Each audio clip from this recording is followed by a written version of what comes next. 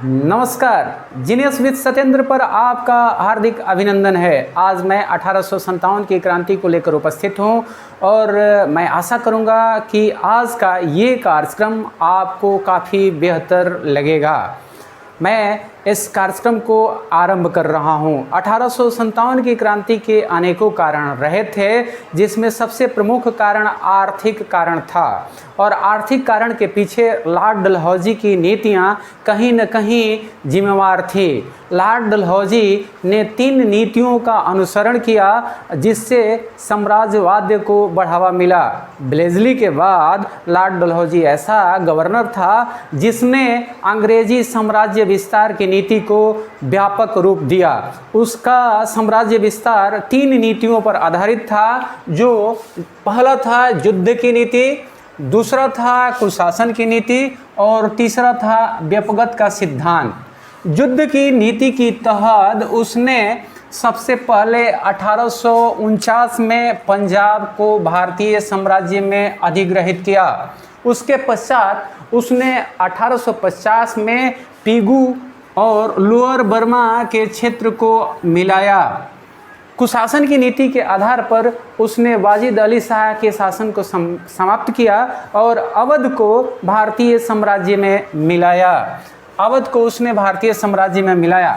उसका तीसरा सिद्धांत व्यपगत का सिद्धांत था, जिसके तहत उसने राजाओं के गोद लेने की प्रथा को रोका।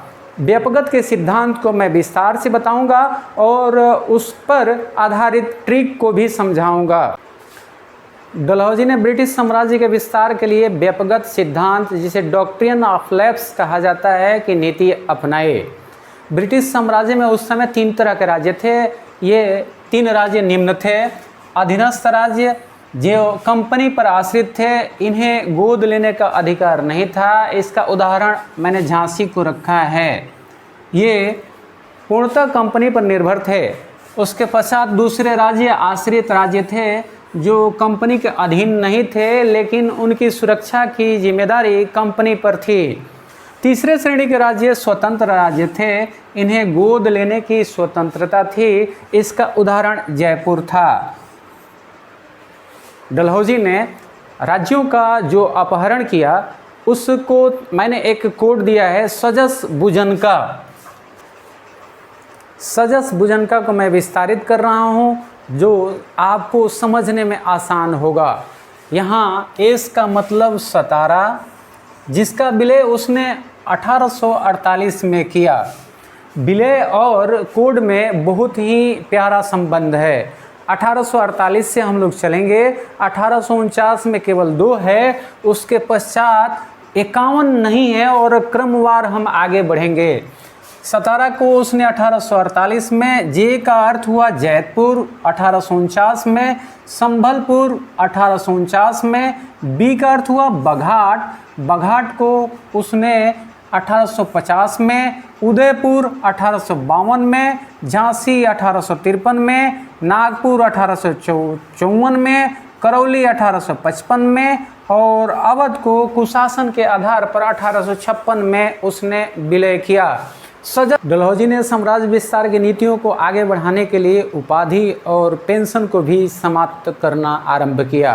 1853 में उसने कर्नाटक के नवाब की पेंशन बंद कर दी। वहीं पेशवा बाजीराव द्वितीय के दत्तक पुत्र नाना साहब की भी पेंशन को उसने बंद कर दिया। 1849 में उसने घोषणा की कि बहादुर शाह जफर के उत्तराधिकारियों को लाल किला छोड़ना पड़ेगा और लाल किला को छोड़कर कहीं और स्थापित होना होगा। इनकी नीतियों को आगे कैनिंग ने बढ़ाया और उसने घोषणा की थी कि बहादुर शाह जफर के पश्चात उनके उत्तराधिकारियों को राजा नहीं कहा जाएगा, जो संभव नहीं हो सका।